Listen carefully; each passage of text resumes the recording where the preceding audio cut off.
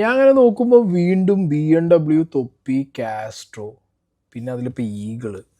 ഇതെന്താ വിഷയം എന്നുള്ളത് ഞാൻ അങ്ങനെ ഒന്നിങ്ങനെ നോക്കിയതാണ്. അപ്പോഴാണ് സംഗതി നമ്മുടെ ഉബൈദ് ഇട്ടിട്ടുണ്ടായിരുന്നൊരു ട്രോള്. ആ ട്രോളിൻ്റെ അടിയിൽ കാസ്ട്രോ ഇട്ടുള്ളൊരു കമൻറ്റ് പ്ലസ് നമ്മുടെ ഈഗിള് ലൈവിൽ പറഞ്ഞ കുറച്ച് കാര്യങ്ങൾ. ഇത് വീണ്ടും ഈ BMW ലൂപ്പിൽ കയറിയിരിക്കുകയാണ്. ഓക്കെ, ഞാൻ അന്ന് എൻ്റെ ഒപ്പീനിയൻ കൃത്യമായി പറഞ്ഞിട്ടുണ്ടായിരുന്നു. കാസ്ട്രോ തൊപ്പിക്ക് വണ്ടി ഓടിക്കാൻ കൊടുക്കാത്തതിൽ ഒരു തെറ്റുമില്ല. കാരണം കാസ്ട്രോൻ്റെ വണ്ടിയാണ്, കാസ്ട്രോയുടെ ഇഷ്ടമാണ്, ആർക്ക് കൊടുക്കണം. ഇപ്പോൾ എൻ്റെ വണ്ടി വന്ന് വേറൊരാൾ ചോദിച്ചാലും എൻ്റെ ഇഷ്ടമാണ്, ഞാൻ ആർക്ക് കൊടുക്കണം വേണ്ട. പിന്നെ അത് സേഫായിട്ട് ഒരാളെ കയ്യിൽ ഇരിക്കുമെന്നൊക്കെയുള്ള കൺസേണൊക്കെ നമുക്ക് കാണുമല്ലോ. അതിൻ്റെ ഓപ്പോസിറ്റുള്ള ആൾക്കത് ഭയങ്കര ബാഡ് അടിക്കാം, ഭയങ്കര സങ്കടം വരാം. Okay, happens. ഓക്കെ, അപ്പോൾ അതിൻ്റെ ഡിസ്കഷനും സാധനങ്ങളൊക്കെ കഴിഞ്ഞതാണ്. എന്താണ് ഇത് മാസമല്ല, കളിയാക്കലാണ്. തൊപ്പി ആൻഡ് കാസ്ട്രോ ട്രോൾ എന്ന് പറഞ്ഞിട്ടുള്ള ഒരു പെർട്ടിക്കുലർ ട്രോൾ വീഡിയോ നിങ്ങളൊക്കെ കണ്ടു കാണും. അപ്പോൾ ആ ഒരു ട്രോൾ വീഡിയോ വരാൻ തന്നെ കാരണം തൊപ്പിയുടെ ആ ഒരു കേസും സീനും സംഗതികളൊക്കെ കഴിഞ്ഞതിന് ശേഷം തൊപ്പി ഇട്ടിട്ടുണ്ടായിരുന്ന ഈ ഒരു റീൽ വീഡിയോ ആണ്, വൺ ഡേ. ഓക്കെ, അപ്പോൾ ഇതിൽ മെറ്റീരിയൽസ് നിങ്ങൾ നോക്കിയാൽ മതി. കൃത്യമായിട്ട് ഈ റീല് എടുക്കാൻ വേണ്ടിയിട്ട് ഉണ്ടാക്കാൻ വേണ്ടിയിട്ട് ക്രിയേറ്റ് ചെയ്യാൻ വേണ്ടി യൂസ് ചെയ്തിട്ടുള്ളത് അന്നത്തെ ആ ഒരു കാസ്ട്രോനോട് BMW ചോദിച്ച സമയത്ത് സീറ്റിൽ കയറിയിരുന്ന തൊപ്പി വൺ ഡേ എന്ന് പറയുന്ന ആ ഒരു സാധനം തന്നെയാണ്. പിന്നെ അത് പെട്ടെന്ന് ട്രാൻസ്ഫോം ചെയ്തിട്ട് എന്ത് ചെയ്ത് ബാക്കി സാധനങ്ങൾ എഡിറ്റ് ചെയ്തിട്ട് Z6 BMW വരുന്നു. സോ ഇതാണ് ആ ഒരു ബേസിക് സാധനം. ഓക്കെ, അതായത് അന്ന് കിട്ടിയില്ല, ഓടിക്കാൻ ചോദിച്ചിട്ട് തന്നില്ല, ഇന്ന് ഞാൻ സ്വന്തമായിട്ടൊരു BMW വാങ്ങി. അതായത് ഒരു കോണ്ടൻറ്റ് മേക്കിംഗ് ആണ്. ഓക്കെ, ബട്ട് ആ കോണ്ടൻറ്റ് മേക്കിങ്ങിനകത്ത് തന്നെ ഹോണസ്റ്റ്ലി പറയാലോ, അത് കാസ്ട്രോയ്ക്ക് ഒരു കൊട്ടുകൂടിയാണ് എന്നുള്ള രീതിയിൽ ആളുകൾക്ക് എടുക്കാം. ഓക്കെ, അപ്പോൾ എന്താണെങ്കിലും ഈ ഒരു സംഗതി ട്രോളായിട്ട് വീഡിയോ ആയിട്ട് വന്ന സമയത്ത് അതിനടിയിൽ നമ്മുടെ കാസ്ട്രോ ഉബൈദിൻ്റെ വീഡിയോന് അടിയിലിട്ടുള്ള കമൻറ്റാണ്. ഉബൈദിക്ക കൂടി ഇങ്ങനെ ഒരു വീഡിയോ ഇട്ടുകൊണ്ട് ഞാൻ എൻ്റെ ഒരു എക്സ്പ്ലനേഷൻ പറയാം. കാർ എടുത്തതിന് ശേഷം ഈവൻ എൻ്റെ ലൈവിൽ പോലും ആ വീഡിയോ കുറിച്ച് ചോദിച്ചിട്ട് മറുപടി കൊടുത്തിട്ടില്ലായിരുന്നു. ഓക്കെ, കുറേ പേര് അതിന് ചോദിച്ചിട്ടുണ്ടായിരുന്നു. നോ എക്സ്പ്ലനേഷൻ ഫ്രം കാസ്ട്രോ ആയിരുന്നു. ഇപ്പോൾ അതാണ് എക്സ്പ്ലനേഷൻ കേട്ടോ. അന്ന് സ്റ്റാർട്ടിങ് ആ ഇഷ്യൂ നടന്ന നെക്സ്റ്റ് ഡേ തന്നെ ഞാൻ അറിഞ്ഞിരുന്നു തൊപ്പി BMW 6 സീരീസ് എടുക്കാൻ പ്ലാൻ ഉണ്ടായിരുന്നു. അതുകൊണ്ട് തന്നെ ഞാൻ എക്സ്പെക്റ്റഡ് ആയിരുന്നു ഒരു സിനാരിയോ. ഓക്കെ, ഈ ഒരു സിനാരിയോ വരുന്നുള്ളത്. പക്ഷേ ഞാൻ കരുതിയിരുന്നത് തൊപ്പി വീഡിയോ ഓർ പോസ്റ്റ് ഇടുമ്പോൾ അവൻ്റെ ഫാൻ പേജിൽ പഴയ വീഡിയോ എല്ലാം കാണിച്ച് മോട്ടിവേഷൻ റീൽസ് വരും എന്നായിരുന്നു. അതായത് പണ്ട് കാസ്ട്രോ ചോദിച്ചിട്ട് വണ്ടി കൊടുക്കാത്തപ്പോൾ ഇപ്പോൾ എടുത്തു എന്നുള്ളത് ഫാൻസ് എഡിറ്റ് ചെയ്ത് ഇടുന്നുള്ളതാണ് കാസ്ട്രോ വിചാരിച്ചിട്ടുണ്ടായിരുന്നത്. പക്ഷേ അത് തൊപ്പി തന്നെ ഡയറക്റ്റ് കളിയാക്കിക്കൊണ്ട് അവൻ്റെ പേജിൽ ഇട്ടപ്പോൾ അത് ശരിക്കും ഹേർട്ടായി. ഞാൻ കണക്ക് പറയുന്നതല്ല, അവനൊരു ഇഷ്യൂ വന്ന സ്ട്രീം ചെയ്യാൻ PC പോലും ഇല്ലാതെ പോലീസ് പിടിച്ചു വെച്ച ടൈമിൽ ഈവൻ കീബോർഡും മോണിറ്ററും എല്ലാം തല്ലി പൊട്ടിച്ച് ലൈവിൽ കാണിച്ചിരുന്ന ടൈമിൽ എന്നോട് ചോദിച്ചപ്പോൾ എൻ്റെ ഹൈ എൻഡ് ഗെയിമിംഗ് ലാപ്ടോപ്പ് അവൻ സ്ട്രീം ചെയ്യാൻ വേണ്ടി കൊടുത്ത് ഹെൽപ്പ് ചെയ്ത ആൾ തന്നെ അവൻ കോണ്ടൻറ്റിന് വേണ്ടി യൂസ് ആക്കിയത് കണ്ടപ്പോൾ ഒരു വിഷമം. ഓക്കെ, അപ്പോൾ ഇതിൽ നിന്ന് പഠിച്ചു സ്വന്തം കാര്യം നോക്കി ജീവിക്കുക.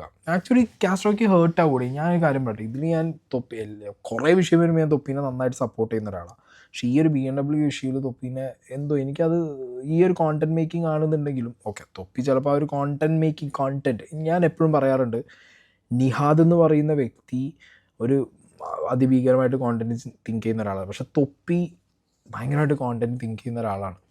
ഓക്കെ, തെറിവിളി അല്ലെങ്കിൽ പൊട്ടത്തരം അതൊന്നുമല്ല.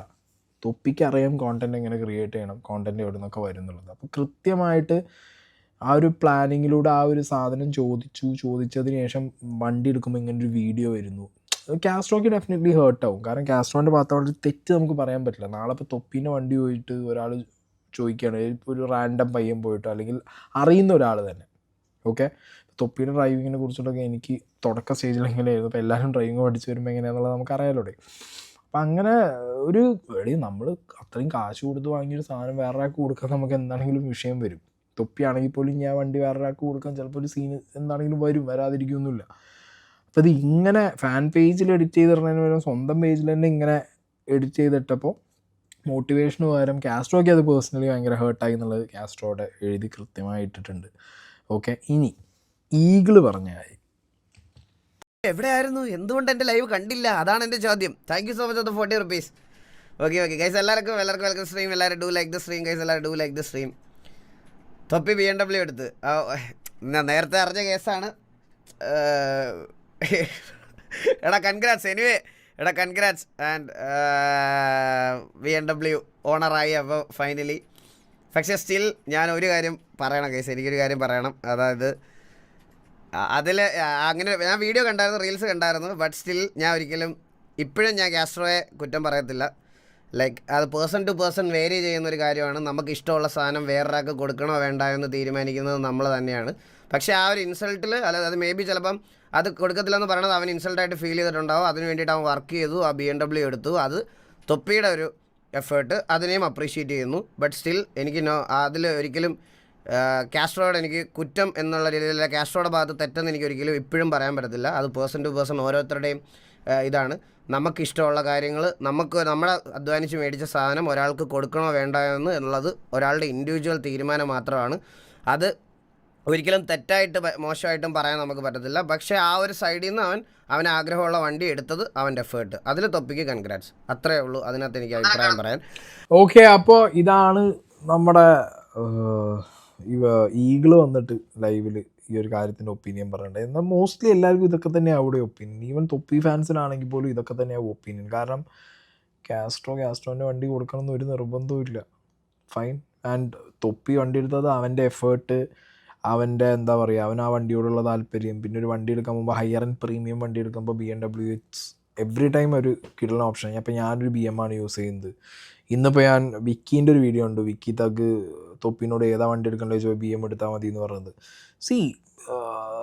ഞാൻ പറഞ്ഞില്ല, കോണ്ടൻറ്റ് വൈസ് നിങ്ങൾ നോക്കിയിട്ട് രണ്ട് പേര് തമ്മിലുള്ള ഡിഫറൻസുകൾ, പ്രശ്നങ്ങൾ, ലൈക്ക് അങ്ങനെയൊന്നും പേഴ്സണലി ആരും തമ്മിൽ പ്രശ്നങ്ങളൊന്നും കാണുമൊന്നുമില്ല. ഇനിയിപ്പോൾ ഈ പറഞ്ഞ കാസ്ട്രോ അവന് ഹേർട്ടായി നിട്ടാലും നാളെ തൊപ്പീനെ കാണുമ്പോൾ കാസ്ട്രോ എന്താണെങ്കിലും ഡെഫിനറ്റ്ലി സംസാരിക്കും. തൊപ്പീൻ്റെ കുറേ സ്ട്രഗിളിലൂടെ തൊപ്പി പോയ സമയത്ത് ഒരുപാട് ഹെൽപ്പ് ചെയ്തിട്ടുള്ള ഒരാളാണ് കാസ്ട്രോ. ഇതിപ്പോൾ എഴുതിയിരുന്നതിന് മുന്നേ എനിക്ക് പേഴ്സണലി എനിക്കറിയാം, നമ്മൾ സംസാരിക്കുന്ന സമയത്ത് നമ്മളോട് പറയുന്നതല്ലേ. അപ്പോൾ അങ്ങോട്ടും ഇങ്ങോട്ടും ഒക്കെ നല്ലൊരു ഫ്രണ്ട്ഷിപ്പും നല്ല ബോണ്ടൊക്കെ കീപ്പ് ചെയ്യുന്നവരാണ്. ഗെയിമേഴ്സിൻ്റെ ഇടയിലാണെങ്കിലും ഇവിടെ ബാക്കി ഇൻഫ്ലുവൻസേഴ്സ് ആൻഡ് കോണ്ടന്റ് ക്രിയേറ്റേഴ്സിൻ്റെ ഇടയിലൊക്കെ നമ്മളൊക്കെ നല്ല പേഴ്സണൽ സ്പേസ്, നല്ല രീതിയിൽ നല്ല ഹെൽത്തി ആയിട്ടുള്ള റിലേഷൻസ് കീപ്പ് ചെയ്യുന്ന ആളുകളാണ്. പിന്നെ കോണ്ടന്റിൻ്റെ കാര്യം വരുന്ന സമയത്ത് ചിലപ്പോൾ ചില അഭിപ്രായ വ്യത്യാസങ്ങൾ, ചില കോണ്ടന്റ് മേക്കിങ്ങിൽ നമുക്ക് അങ്ങോട്ടും ഇങ്ങോട്ടും ചിലപ്പോൾ ഒരു അങ്ങനത്തെ സാധനങ്ങൾ വരും. പക്ഷെ എന്നാലും വെരി പേഴ്സണലി ഒന്നും അങ്ങനെയൊന്നും പോകലൊന്നുമില്ല. ബട്ട് ഇതിപ്പോൾ എന്താണെങ്കിലും കാസ്ട്രോ ആണെന്നുണ്ടെങ്കിൽ ഇപ്പോൾ ഹേർട്ടായി എന്നുള്ളത് നമുക്ക് എഴുതിയിട്ടെന്ന് കൃത്യമായിട്ട് മനസ്സിലാവുന്നുണ്ട്. ബട്ട് സ്റ്റിൽ നാളെ തൊപ്പിയെ കണ്ടു കഴിഞ്ഞാൽ തൊപ്പി ഇടയിൽ അതങ്ങനെയായിരുന്നു എന്ന് പറഞ്ഞു കഴിഞ്ഞാൽ മാറാവുന്ന സീനുകളിലൂടെ. കാരണം എല്ലാവരും ഒറ്റക്കെട്ടായി നിൽക്കേണ്ട ഒരു പ്ലാറ്റ്ഫോമാണ്. അങ്ങനെ തന്നെ നിന്നാലേ മുന്നോട്ട് പോകാനും പറ്റുള്ളൂ. സോ ഇത് ട്രോളാക്കിയിട്ടില്ലെങ്കിൽ കാസ്ട്രോ തൊപ്പി തമ്മിലൊരു അടി, അല്ലെങ്കിൽ കാസ്ട്രോ തൊപ്പി തമ്മിലൊരു സീന്, അതൊന്നും വരാൻ ചാൻസ് ഒന്നുമില്ല. നാളെ ഇനി കാസ്ട്രോയ്ക്കോ അല്ലെങ്കിൽ തൊപ്പിക്കോ ഒരു സീൻ വന്നാൽ അങ്ങോട്ടും ഇങ്ങോട്ടും രണ്ടുപേരും ഹെൽപ്പ് ചെയ്തിട്ടും അങ്ങോട്ടും ഇങ്ങോട്ടും ഷോൾഡർ ടു ഷോൾഡർ നിൽക്കും. നിൽക്കാത്ത സീനൊന്നും വരാൻ പോകുന്നില്ല. ഓക്കെ, സോ എന്താണെങ്കിലും BMW വാങ്ങുന്നത് ഒരാളുടെ എഫേർട്ടാണ്. ആ എഫേർട്ടിൽ എന്താണെങ്കിലും തൊപ്പി സക്സസ്ഫുള്ളായി. അവന് സ്വന്തമായിട്ടുള്ളൊരു BM ഓണറായി. നമ്മൾ മേടിച്ച വണ്ടി, നമ്മളെ പൊന്നുപോലെ നോക്കുന്ന നമ്മളെ വണ്ടി നമ്മൾ വേറൊരാൾക്ക് കൈവിട്ട് കൊടുക്കാതിരിക്കുക എന്നുള്ളത് നമ്മുടെ പേഴ്സണൽ തിങ്ങാണ്. ഓക്കെ, ചോദിക്കുക എന്നുള്ള വേറൊരാൾ ചിലപ്പോൾ നമ്മളെ ഫ്രണ്ട്സൊക്കെ ചോദിക്കും, പക്ഷെ കൊടുക്കാതിരിക്കുക എന്നുള്ളത് നമ്മളെ പേഴ്സണൽ ചോയ്സാണ്. സോ ആ ചോയ്സിൽ ഉറച്ചു നിന്നാണ് കാസ്ട്രോ. സോ അതും അടിപൊളിയാണ്. ഇതിനിടയിൽ വേറൊരു സാധനം ഉണ്ടായിരുന്നു, നമ്മുടെ ഈഗിളിനെ BMW കൊടുത്തിട്ട് ആരോ 3G ആക്കി വിട്ടിട്ടുണ്ടായിരുന്നു. അതിനുള്ള കൊട്ടി ഈഗിൾ തന്നെ ലൈവിലിരുന്ന് നല്ല രീതിയിൽ കൊട്ടിയിട്ടുണ്ട്. ശരിക്കും പറഞ്ഞു കഴിഞ്ഞാൽ ഞാൻ ഒരു BM എടുത്തായിരുന്നല്ലോ. ഞാൻ ആ വണ്ടി എടുത്ത റേറ്റ് എന്ന് പറഞ്ഞാൽ ഭയങ്കര ഓവർ പ്രൈസ്ഡ് ആയിരുന്നു. ആ വണ്ടിക്ക് ഞാൻ മുടക്കിയത്, ലൈക്ക് അവർ പെയിൻ്റ് ഒക്കെ ചെയ്തുകൊണ്ടാണ് ഞാൻ അത്ര എമൗണ്ട് മുടക്കിയത്. ആ വണ്ടി ഞാൻ എടുത്തത് മൊത്തം കൂടി 19 ലക്ഷം രൂപയ്ക്കാണ്. അത് കേരളത്തിലെ വൺ ഓഫ് ദ ഫേമസ് ആയിട്ടുള്ള ഒരു ഷോപ്പിലെ ഒരു, അതായത് തൃശ്ശൂർ ഗ്രിഡ് 7 ആണ് ആ കടയുടെ പേര്. അതിൻ്റെ ഓണർ അല്ല ഇതെനിക്ക് വണ്ടി വിറ്റത്. അവരുടെ കടയിൽ വീലിൻ്റെ സെക്ഷൻ നിൽക്കുന്ന ഒരു മൈരനുണ്ട്, പുള്ളിയാണ് എനിക്ക് വണ്ടി വിറ്റത്. പുള്ളി വണ്ടി തന്നു കഴിഞ്ഞിട്ട് ഞാൻ ഇതുപോലെ കല്യാണത്തിന് നമ്മുടെ വണ്ടി ആക്ച്വലി ഒന്ന് ഒരു വട്ടം വീട് വരെ ഓടിച്ചപ്പോൾ 500 കിലോമീറ്ററിൽ എഞ്ചിൻ ഓയിൽ തീർന്നു. ഞാൻ വിചാരിച്ചു പഴയ വണ്ടിയല്ലേ, വീണ്ടും ഫില്ല് ചെയ്യാമെന്ന് വിചാരിച്ച് വീണ്ടും എഞ്ചിൻ ഓയിൽ ഫില്ല് ചെയ്ത് കഴിഞ്ഞ് ഒരു 100 കിലോമീറ്റർ കഴിഞ്ഞപ്പം വീണ്ടും എഞ്ചിൻ ഓയിൽ തീർന്നു. അപ്പോൾ ഞാനൊരു കടയിൽ കാണിച്ചപ്പോൾ അവരോട് പറഞ്ഞു ലീക്ക് ഉണ്ടാവണമെന്ന് പ്രാർത്ഥിക്ക്, ലീക്ക് ആണെങ്കിൽ കുഴപ്പമൊന്നുമില്ല എന്നുള്ളൊരു രീതിയിൽ പറഞ്ഞു. അപ്പോൾ ഞങ്ങൾ വീണ്ടും എഞ്ചിൻ ഓയിൽ ഫില്ല് ചെയ്തിട്ട് ലീക്ക് ഉണ്ടോ നോക്കി, ലീക്ക് ഉണ്ടാകുന്ന നോക്കിയപ്പോൾ ലീക്കില്ല. അപ്പോൾ അവർ പറഞ്ഞ് എഞ്ചിൻ സൈഡ് എന്തോ പ്രശ്നമാണെന്ന്.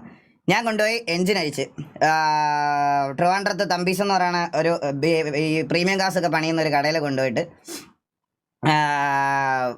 വണ്ടി അഴിച്ച് നോക്കിയപ്പോൾ വണ്ടിക്കകത്ത് ആക്ച്വലി വണ്ടിയുടെ ഉള്ള കിലോമീറ്റർ എന്ന് പറഞ്ഞാൽ 83,000 കിലോമീറ്റർ ആയിരുന്നു. ഞാൻ വണ്ടിയുടെ കിലോമീറ്റർ മാനിപ്പുലേറ്റ് ചെയ്തേക്കുമായിരുന്നു. വണ്ടിയുടെ കിലോമീറ്റർ മാനിപ്പുലേറ്റ് ചെയ്ത് ഏകദേശം 1.5 ലക്ഷം രൂപയുടെ മുകളിൽ ഓടിയ ഒരു വണ്ടിയാണ്.